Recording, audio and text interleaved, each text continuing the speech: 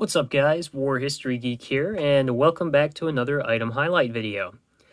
Today we're going to be going over the Italian M33/47 combat helmet. Now, you might hear me already and be, what is that exactly? Well, the Italian M33/47 is the post-World War II model of the M33 that was used for the longest period of time within Italy and then also within the world. It has one of the longest usages as the model 1933, being introduced in around, I believe it was 1934. I'll get into that in a second. And all the way up through the mid-90s. So, yes, very interesting there. Most people don't refer to it as the proper terminology. It's just all known as the M33, but there is a difference. So just to give a little bit of history on Italian helmets here, it starts out with the M1916 Adrian style helmet, and it was the Italian copy of the French Adrian. And you can tell the major difference if you're looking at them is the Italian Adrians are only 2 pieces, while the French Adrians will be 3 pieces. So that's going to be a main teller there if you're viewing one of these somewhere. Then moving on, you had the Italian M31 helmet. Now, experimentation by the Italians began around 1925, and they were trying to replace the Adrian helmet with a more effective helmet, meaning more protective, easier to produce, etc. And they came out with the M31. Now, as you can tell by the name, this was introduced approximately 1931. However, it was rejected because the design had a crest at the top of the helmet that was viewed as a weakness. So this model was rejected, and then the M33 came to fruition. The M33 was introduced on November 29th, 1934, and that's different than this one, as it would have had a leather chin strap, which we'll see in a little bit, as well as the liner is held together at the edge by 2 stitches, which again we'll highlight later. And the color is known as, I call it like an aqua green almost, and you'll see in a picture that I'll probably add in about here, and you'll see a drastic color difference from the original M33s. And these were used approximately till about 1939. Then you had the World War II variant of this M33, and it used all the same pieces, parts. However, the color was changed to a like a dark greenish color to provide more camouflage. So that's the only difference between the original M33 and the World War II variant. And the World War II variant was used until about 1946. 1947 is when we have the M33/47, which is what you see here. And then these were used until the mid-1990s. And the main thing that tells you that this would be a M33/47 is you'll find the cotton web chin strap, the trapezoid buckle, and a Z-stitch liner, which is different than the 2-stitch. And then, as you can see here, you would have the olive green color, which was used until the end of this steel helmet's lifespan. Then, just to finish off this timeline here, from the mid-90s to about 2017, the Italians used the SEP 2, which is SEPT number 2. That was the first Kevlar helmet used by Italian armed forces, and is actually still used in reserve forces to present day. And in about 2017 to present day, they now use the Aramid helmet as their main combat helmet. So going back to this helmet here, as you can tell, it has a lot of similarities to the M1 helmet and also the German helmet. It has almost like it combines those 2 designs. And you can see here, it swoops down along the sides, similar to the M1, but then it also has these vents holding in the liner system like it does on the German helmet. And this is quite simply a rumor, I would call it. There's not much written evidence, or in fact, there's not any written evidence to prove this. However, many people argue that the M33 influenced the M1 helmet greatly in America. So there's always a possibility there. You can't deny there is a lot of similarity in the design here. Kind of turning it around, you see we have our third vent hole liner pin in the back here. Again, much like the German ones. Then you have these two in the front.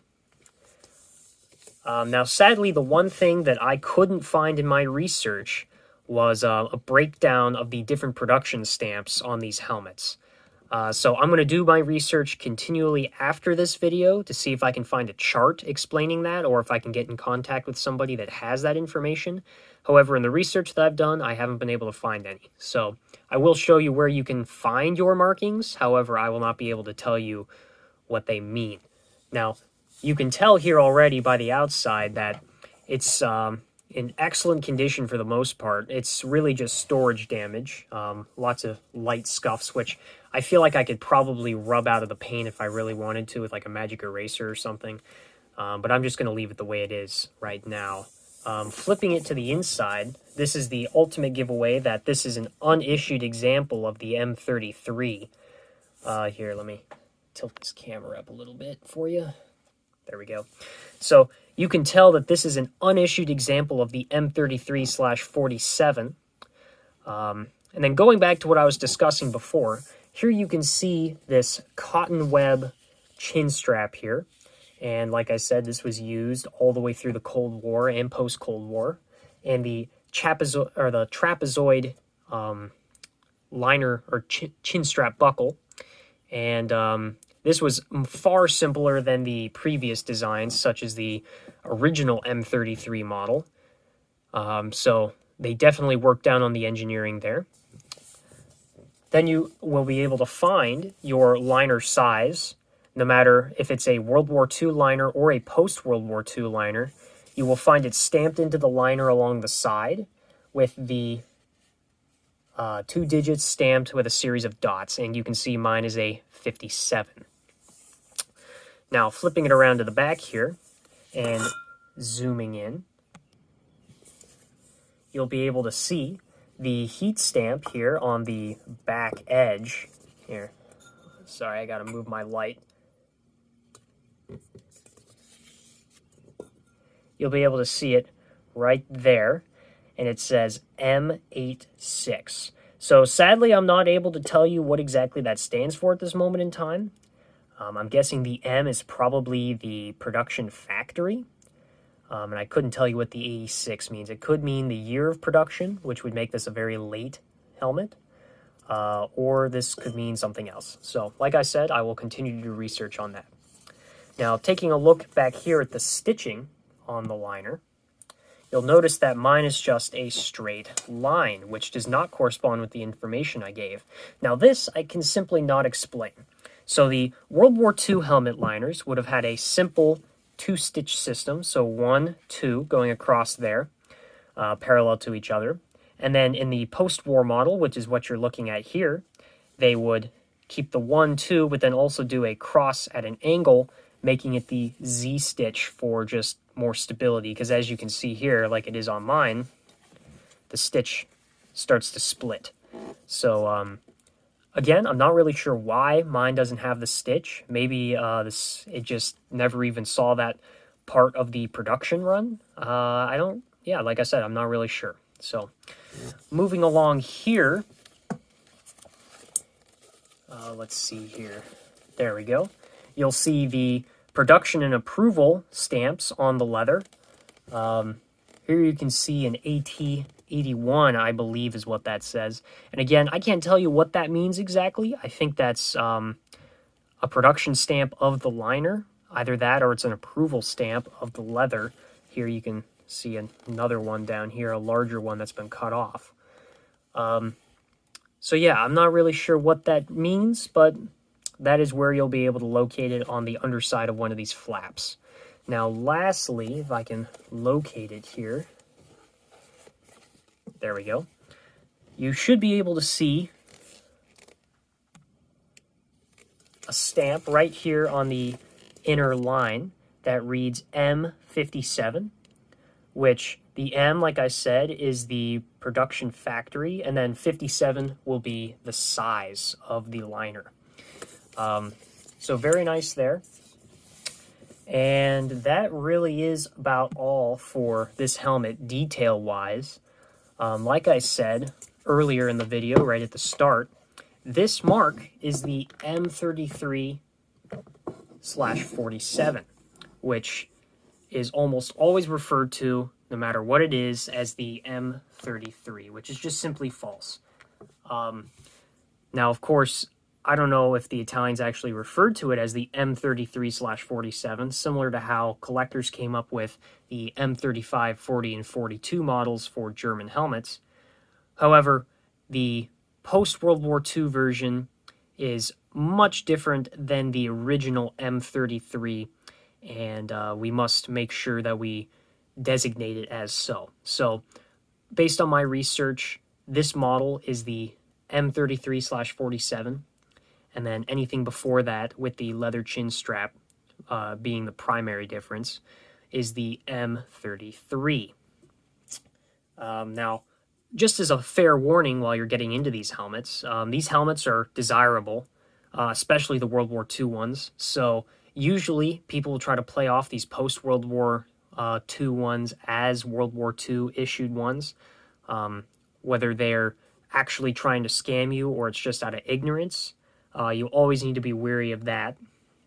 But you also need to look for similar helmets that other countries actually essentially copied this, or maybe not specifically copy, but have helmets that look similar that you might get confused with. So you have the Bulgarian M51, which was quite literally a copy of this, and I'll have a picture up here. Now, the main difference is you'll find the color is never the green, almost never the green unless it's been tampered with. So that's your first telltale sign. Then next you'll be taking a look at the liner, and you'll find that the chin strap is leather. Now, that could be you could confuse that with a World War II version, but that should be a telltale sign that, hey, maybe that this isn't an actual M33/47. And then lastly, the main giveaway will be the rivets. Now you can see here that these are domed rivets. However, on the Bulgarian M51, they will be flat rivets. So that'll be your main giveaway that it is indeed not an Italian M33 shell or M33/47 shell. Also, some things to keep in mind are not necessarily they look, in fact, I would argue they don't look much at all like each other, but I have seen them mislabeled before at different local flea markets, antique stores, etc. And then also mislabeled online, so always stay wary for this as well. One I've seen mislabeled is the Greek Mark 34, and I'll have a picture of that up here. And as you can see, the shell looks considerably different. However, it looks just similar enough that people will still mislabel it. And then you have the Swiss M71, which, in my opinion, looks, it's a relative similarity there. You can see with the rivets and the liner system. The rivets are in the two rivets, rather than being in the front, are in the rear over here on the Swiss M71. So I guess I can kind of understand the confusion, but they're still not very similar at all. You'll also be able to tell with the texture of the paint and the paint color itself. So yeah, very easy to tell the difference there. So I got my particular helmet at Sarco Inc. Now, I'll just warn you, I haven't had great luck with Sarco in the past. Sarco advertises these as World War II era Italian M33s, which, first of all, it's not an M33, it's an M33/47. But secondly, I don't know if it's out of ignorance or if they are knowingly misleading buyers, but this is not a World War II era helmet whatsoever. It's similar to, but as we went through all the details, it's absolutely not. I personally find it is extremely misleading. In fact, I bought this helmet expecting it to be a World War II issued helmet.